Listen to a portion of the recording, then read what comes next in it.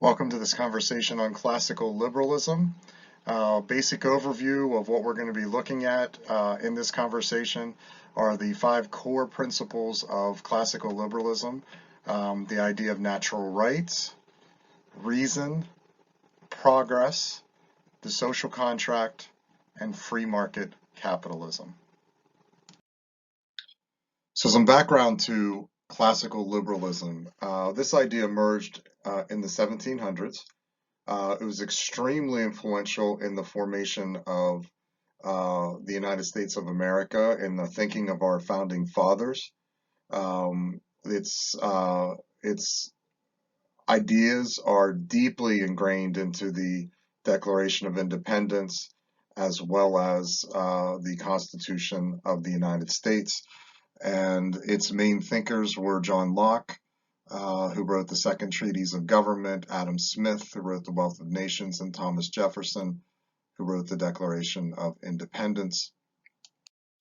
You can see portraits of these three men, and again, notice their time frames. Locke dying in 1704, his ideas will be the oldest of them, kind of the more formative ideas. Adam Smith, though living in the 1700s, and Thomas Jefferson living into the 1800s. These are three of the many important classical liberal thinkers. Now we want to take a moment and look at the principles of classical liberalism. The core principle of classical liberalism is the concept of natural rights, the idea that God grants certain natural rights to individual people, that each individual person has these rights granted to them by God. The rights aren't given to the government by God and then given to the people by the government. The rights are given directly to individuals. And classical liberals argue that these rights include the right to life, liberty, and property. There's other rights, but the core rights, classical liberals would argue, are the right a person has to life, liberty, and property. And this suggests that people have the basic right of freedom of action, to make their own choices, to make their own decisions, and they have the right to be treated equally before the law because they have these natural rights as individuals, and so each person then has the right of being treated equally before the law.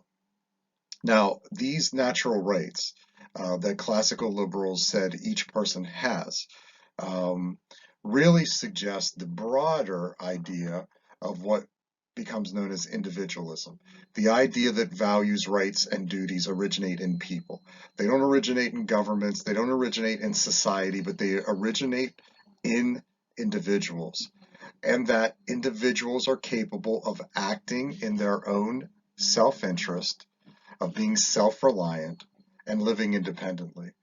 Individuals are capable of making their own decisions, of being able to take care of their own lives and to live independently of other people. That is certainly the important belief in American history of rugged individualism. It certainly connects to that. And so this core idea, people have rights, and those rights are given to them as individuals by God. Second principle of classical liberalism is the idea of reason. Uh, Classical liberals argued that the human ability to think, understand, and form judgments from their own logic, from their own reason, is essentially the law of nature. It's the natural way that things work. It's kind of the key thing that makes everything go. This law of nature, human reason, the ability of humans to think and understand and form judgments about themselves and their world from their logic, from their own reason. And classical liberals argued that the fundamental principle that people will come up with when they use their reason is that no person should harm another's life, liberty, or property. So you see how this wraps back to the issue of natural rights and the idea that people have these rights. Well, now we have this idea of reason that shows us how we should think about the rights of others and that we should not harm the rights of others. And then so when humans apply their reason to the world around them, they use their reason to understand and improve uh, their environment. So the second principle of classical liberalism, reason. So the third principle of classical liberalism is the idea of progress, and this flows directly from the principle of reason and the idea that people can use their reason to improve their environment. So classical liberals are going to apply that to the idea of progress. And so where does that come from? Well, classical liberals believe that that humans were a blank slate. In other words, the human mind, when people at birth, when people were born, was essentially a blank slate. There was nothing there. And that anything that gets written on that human mind, that knowledge that we acquire, comes from our environment and our experiences in life. And that those experiences influence our behavior, it influences our choices. And therefore, the bad that we see in people, the bad actions that people take, it's not innate.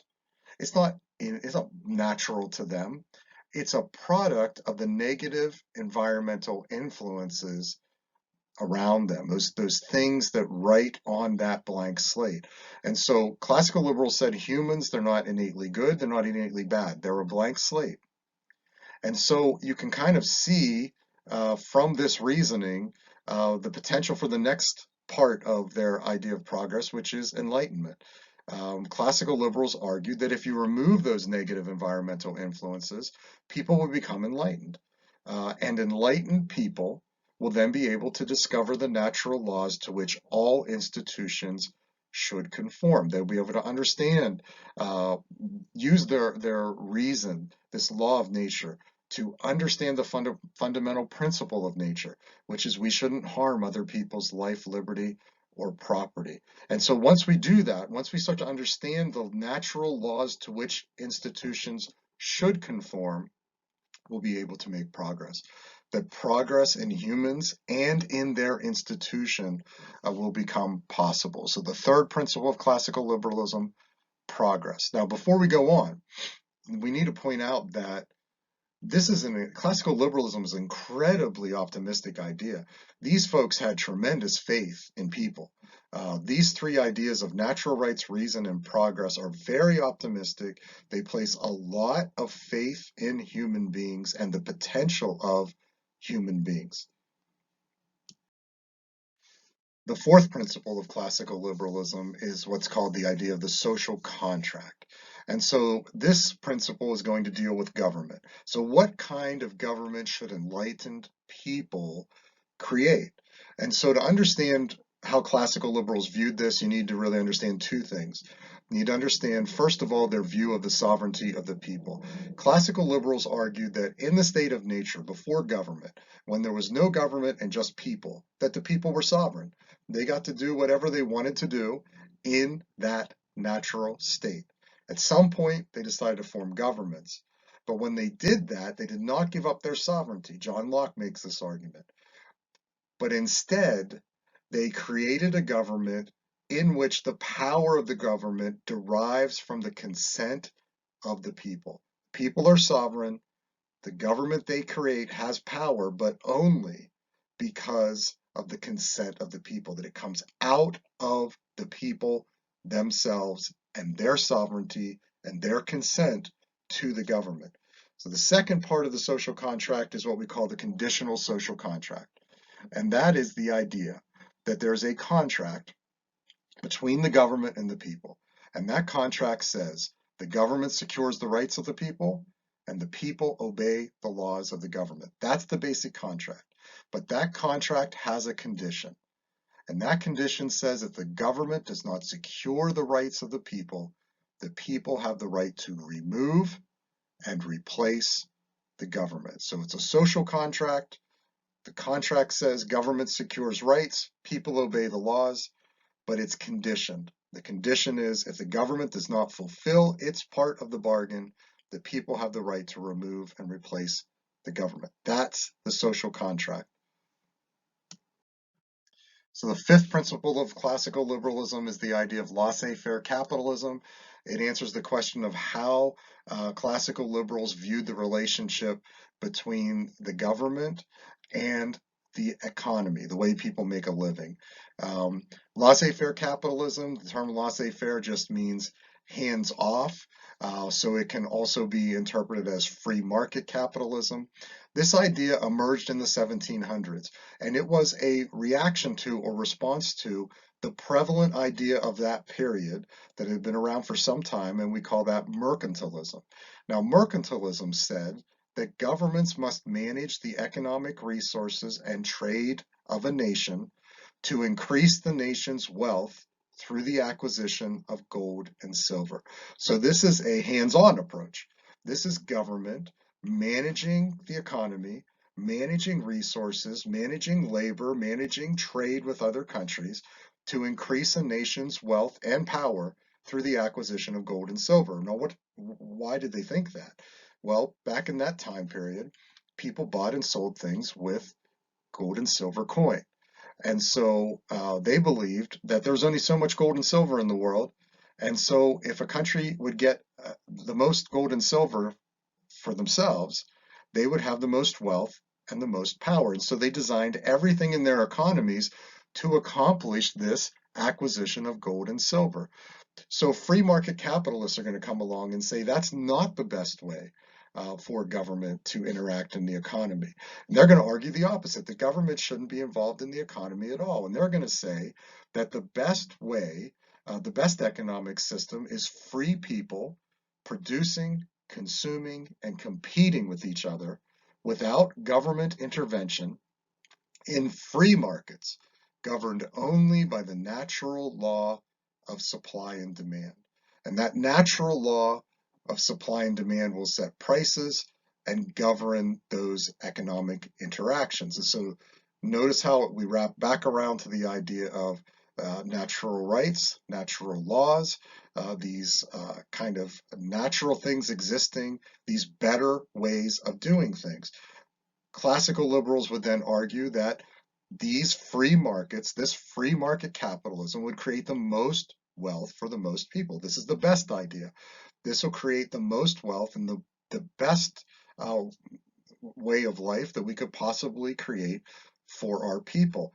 And the idea itself is based in the idea that the natural individual self-interest is beneficial to society, that the self-interest of the individual, that natural self-interest, is actually beneficial to society, that we should let people act on that, and we will ultimately get a good result, and we will ultimately get the best result.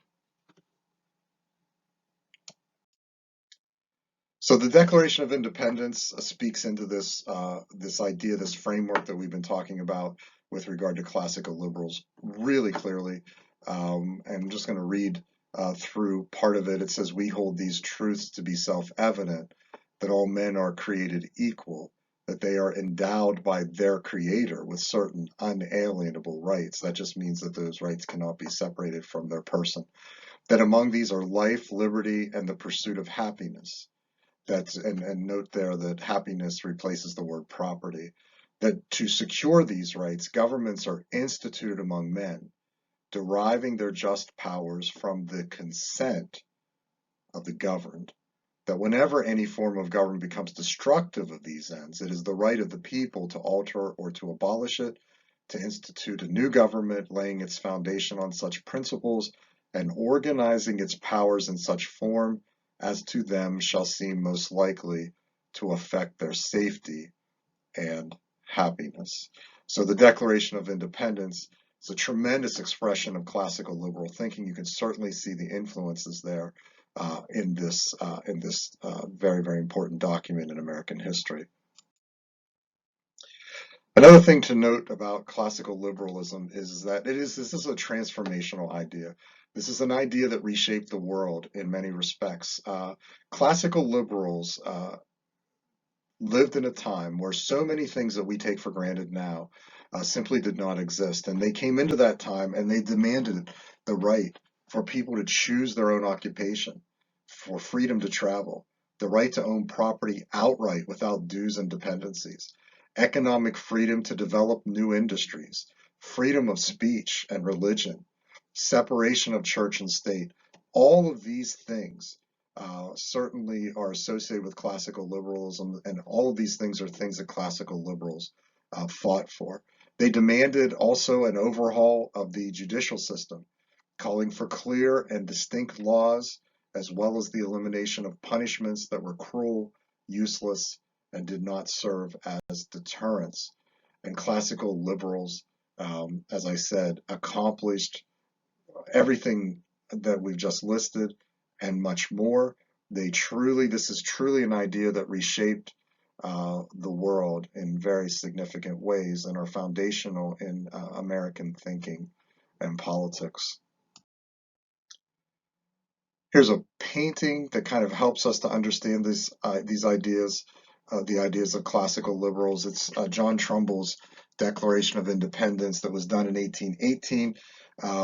It is actually a depiction of Jefferson and the other people who participated in the writing of the Declaration, presenting a draft of it in Congress. And in 1776, ultimately later was approved. And you notice as you look at this picture, what do you see? You see a lot of people who are just people. Your regular folks who are doing the job of statesmanship. You don't see kings, you don't see queens, you don't see royalty or nobility here.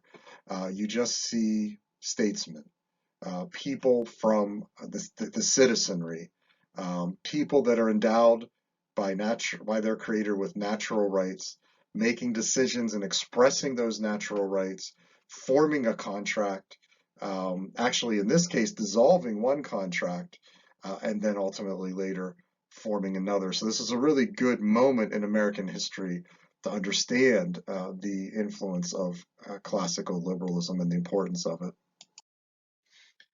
In conclusion, the main principles of classical liberalism, the things that were kind of the core of what classical liberals believed in this incredibly optimistic and transformational idea that was put forward in the 1700s, core idea of natural rights, that God gives rights to people, that they are natural, they belong to people, people are individuals, and that's really the center thing that we need to understand, and that these rights include the right to life, liberty, and property. And then the idea of reason as the law of nature, the way things work, the human ability to think and understand and comprehend and make decisions about the world, and ultimately to improve the world. And then the idea of progress, the idea that when we respect people's rights and we let them use their reason to accomplish this sort of respect for natural rights, we can achieve progress.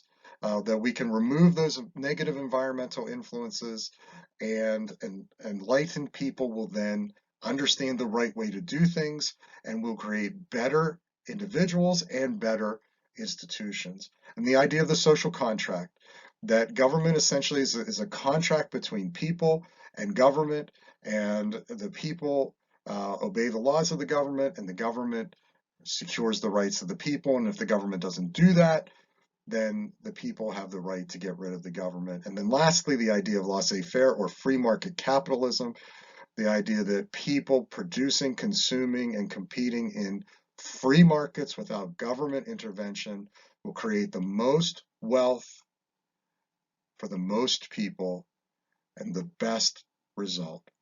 The ideas, the very powerful ideas of classical liberalism. So here are some things to think about with regard to classical liberalism. What are the strengths of classical liberalism? What are the weaknesses of classical liberalism? And are you a classical liberal? Why or why not?